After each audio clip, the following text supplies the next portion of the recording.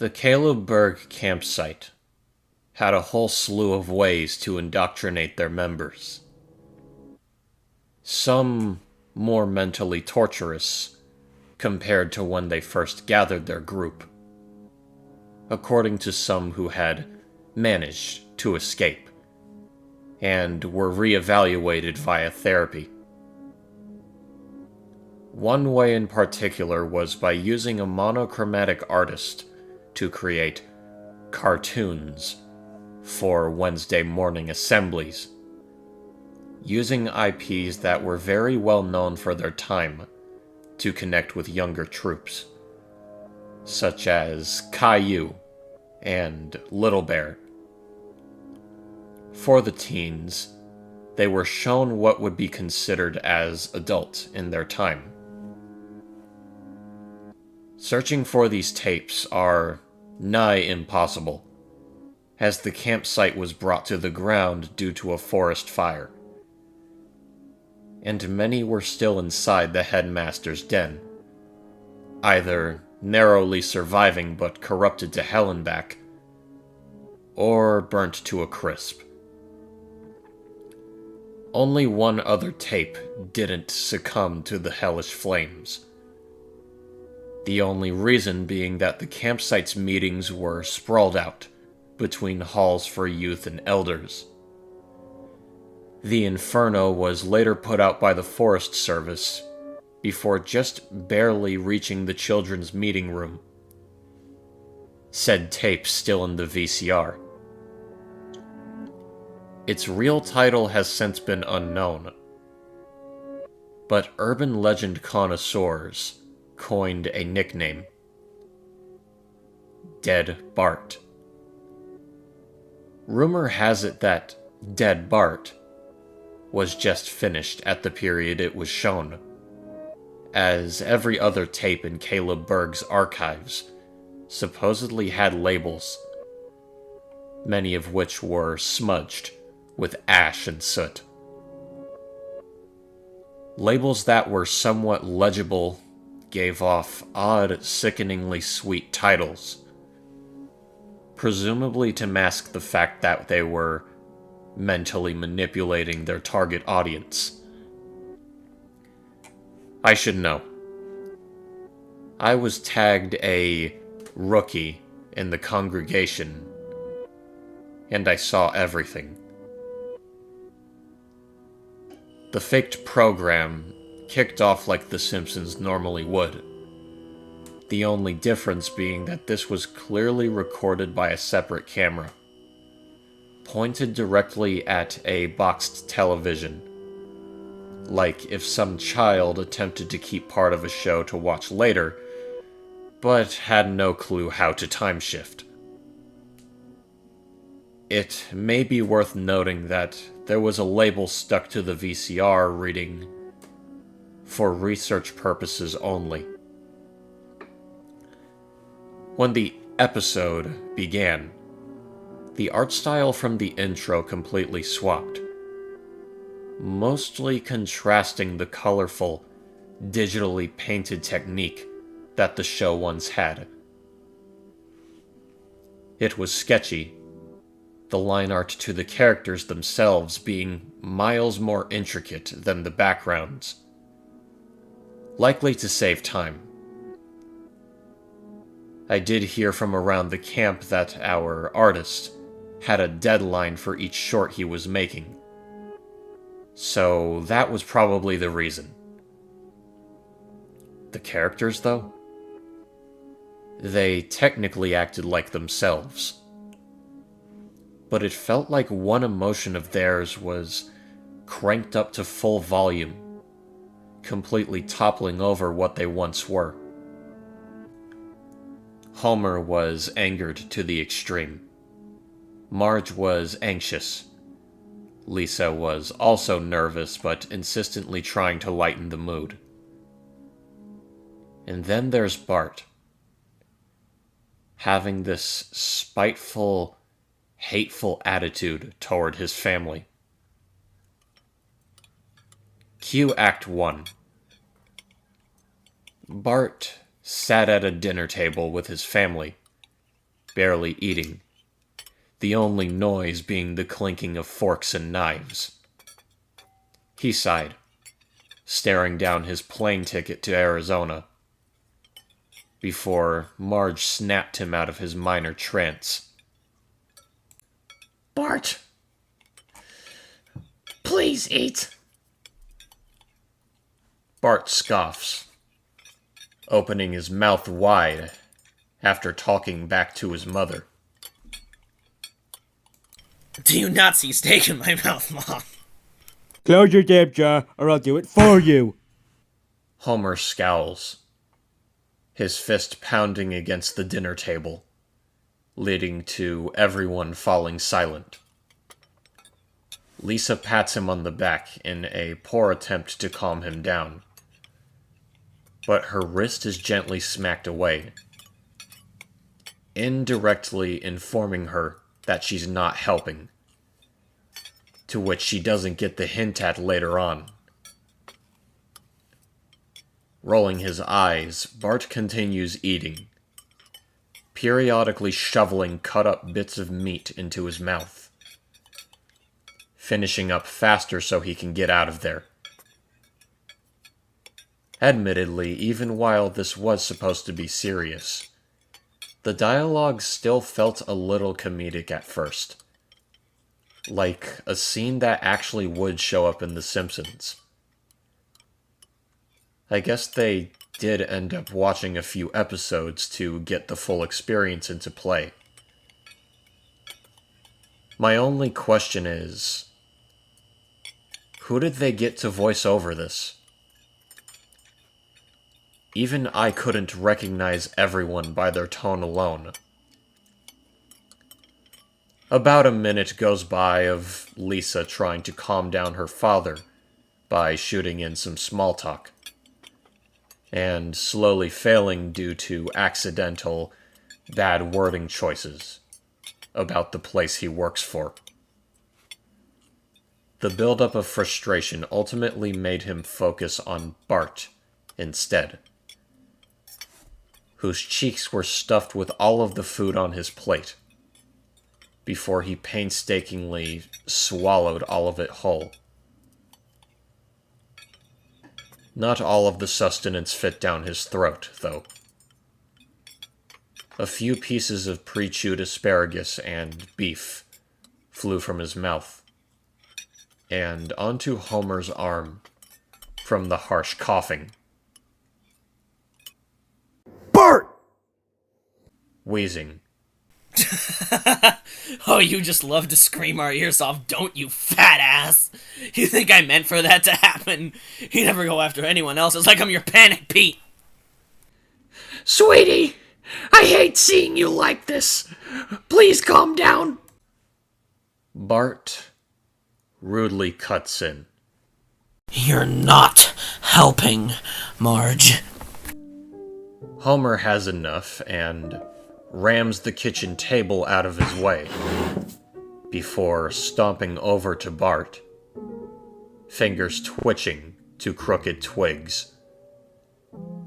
Instead of strangling him like he normally would, he picks up his son by the collar of his shirt and raises a fist, preparing a good punch to the baby teeth.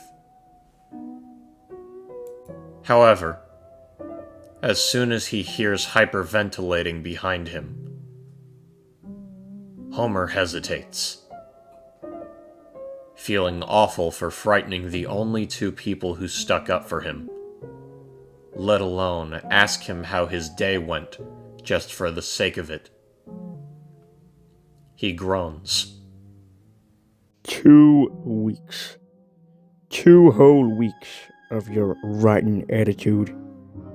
I hope you realize the damage you've been causing, punk. I guess the constant bickering and fighting between us really came back and hit you in the face. Ever thought that's why I hate you? Ever thought that I'd get sick of it eventually? Homer, sweating from his head to his underarms, eases his grip, still on the brink of exploding. As much as I want to leave here, your mother doesn't want that. You're gonna go on that trip with us, and you're gonna like it. Ruin it, and I'll work you until you bleed. Whatever. Bart leaves the room to go upstairs, but not before turning around and getting the last word in. Surprised he didn't wake her up. A few seconds of the rest of the family, idle in the kitchen, flies by, signifying the gravity of what had just happened. Instantly cut to upstairs, with Bart tiptoeing inside of a darkened room, fit for an infant, until he reaches a wooden oak crib. His not-so-tranquil gaze tilts downward, and he sighs. If only I were as lucky as you. We get a shot of Maggie, barely swaddled up and sucking on her binky. Instead of crying right as soon as she wakes up, she smiles and waves her hands around, wanting to be held by her big brother. All that the overwhelmingly frustrated Bart can muster up the courage to do is stick his hand in there and clutch onto her finger. Just looking at Maggie's happy, carefree expression makes his doubts become more apparent. Cut to black. Does luck really matter, though? When you could grow up to be just like me? We get a scene switch to an airplane taking off. This wasn't drawn or animated. It was footage taken directly off of the same television set from the beginning. Possibly an advert or a news report, followed by a sketch of Bart sitting next to Homer, staring off into the viewer's point. They intermittently locked eyes and broke contact. Obviously, this was meant to be some sort of brainwashing scheme for the teens. Some broken message about honoring your loved ones before moribund. And to be honest, I could tell many of us at the meeting were completely uninterested. Some of us getting ready to fall asleep even. What we did not know, and were not prepared for, was the trick up our headmaster's sleeve. To twist our wrists into getting the memo.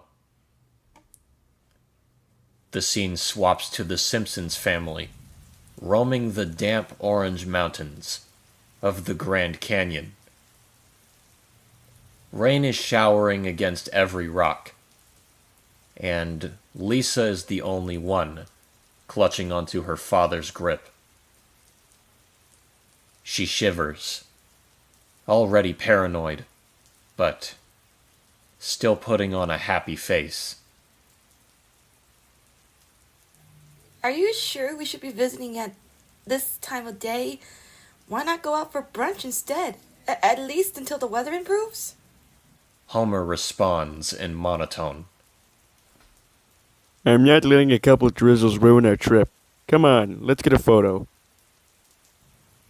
Homer proposes that they take turns when they reach the ledge of the incredibly tall valley, leading to Bart standing by, cringing at Homer's attempt to bring happiness to his family.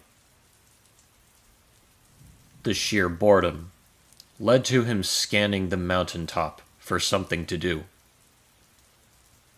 Bart fools around as he normally would in the show, frightening birds away from a lone bush, throwing rocks at people while hiding behind much bigger ones, and finally, climbing over the railings to shout obscenities at the sky. This catches the attention of the Simpsons family, just as Homer is about to snap a photo of Lisa, who is begrudgingly forcing a smile.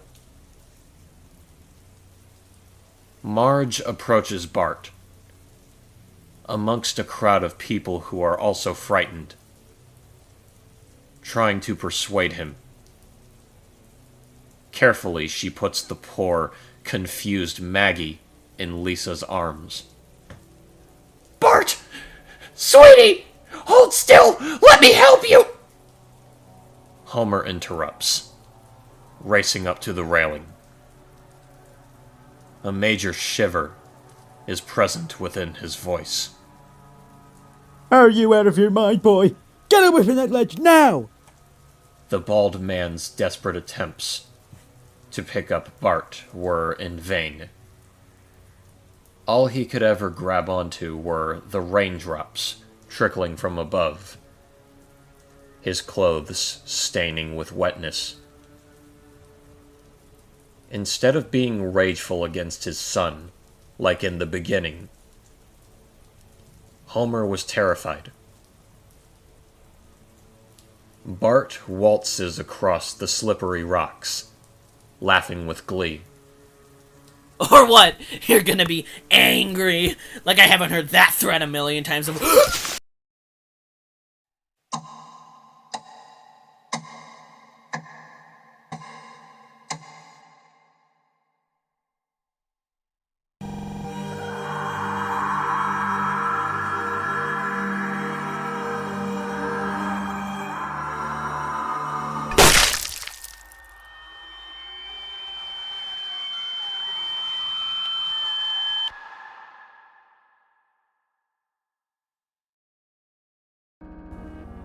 Before Bart could even finish his sentiment, he takes one wrong step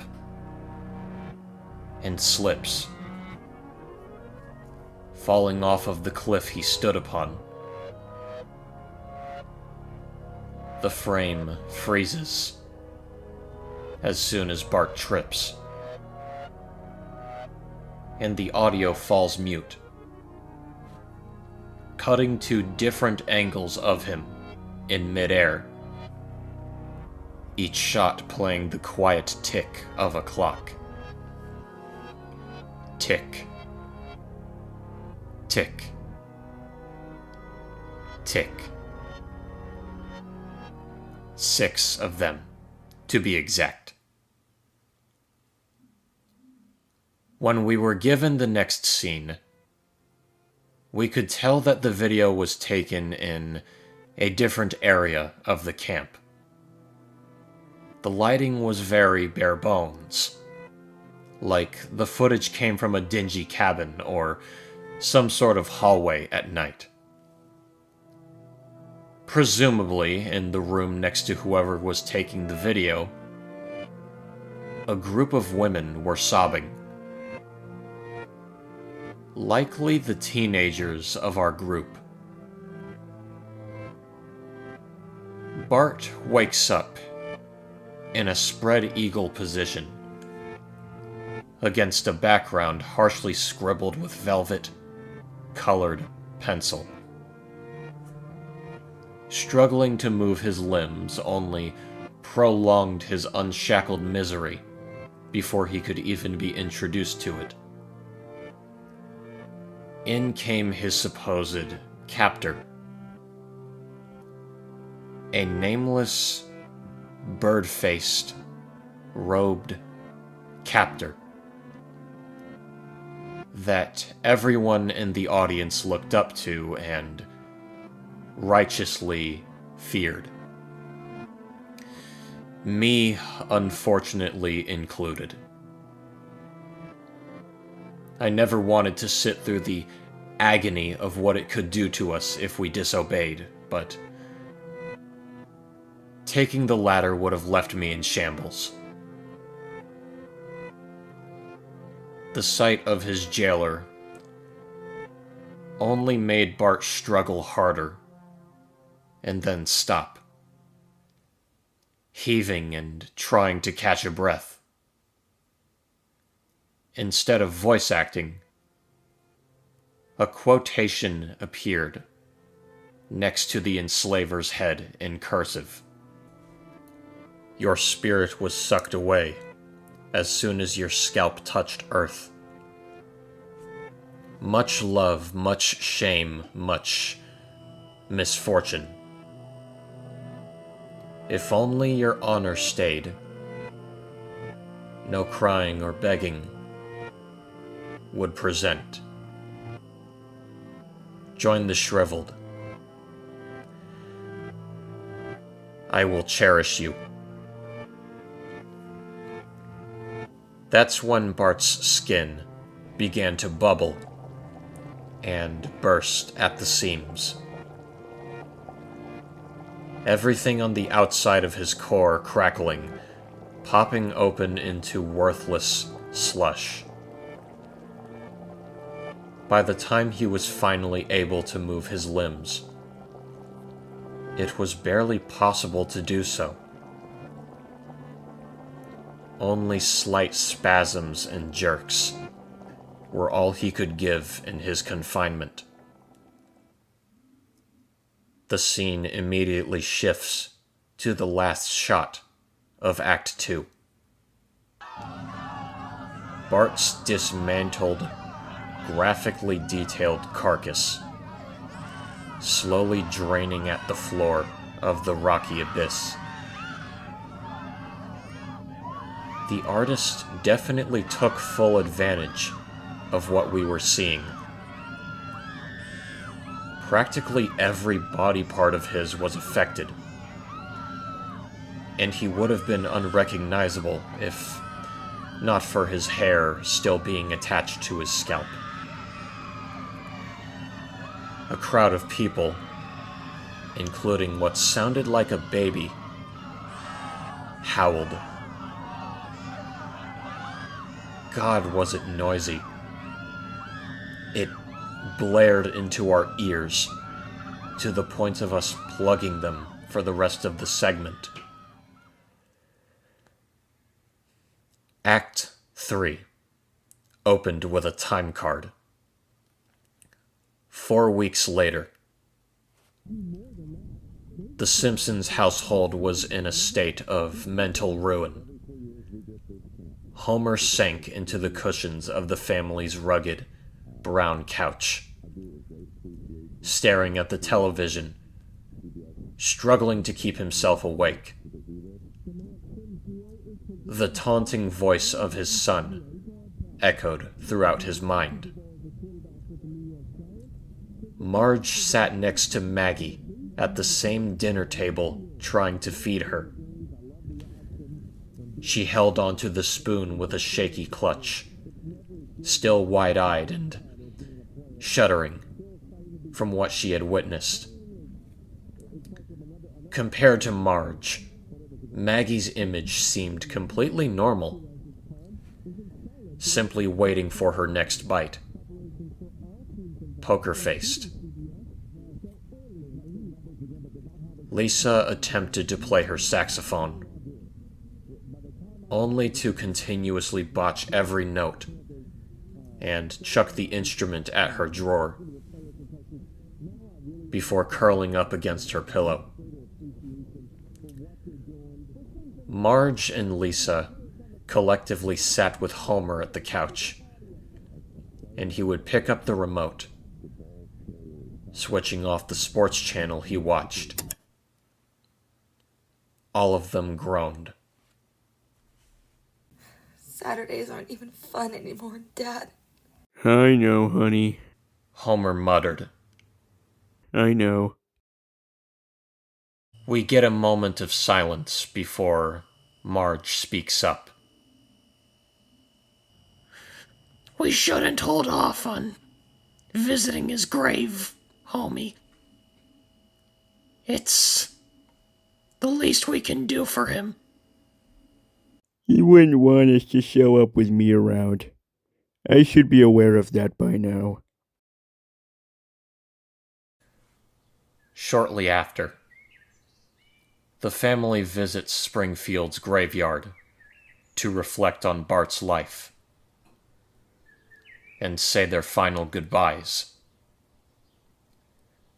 Marge is the only one crying, while Homer and Lisa just gaze upon the tombstone in disbelief. Lisa murmurs, I want to cry, but I can't. You don't have to cry, honey. You're not the one he hated before he died. You probably never want me to put this behind. Homer averts his gaze to Maggie, peacefully sleeping in his arms, unaware of everything that had just gone down in the past 4 weeks. I can't imagine having to talk about this with her when she's older. If only I was as lucky as you, huh? Before the film came to an end, we got a slowly descending viewpoint of the graveyard and Bart's decayed remains below the dirt.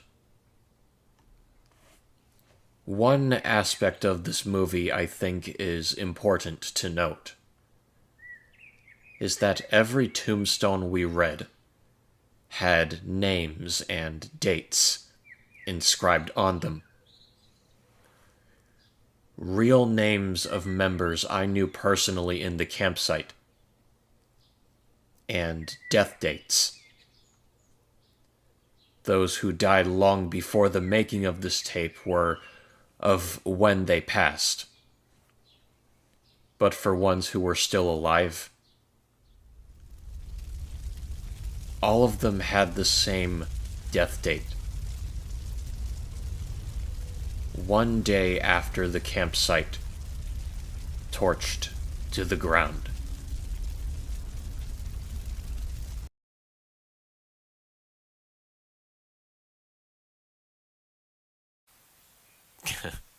Jeez, what's the matter? You can't sleep? Good.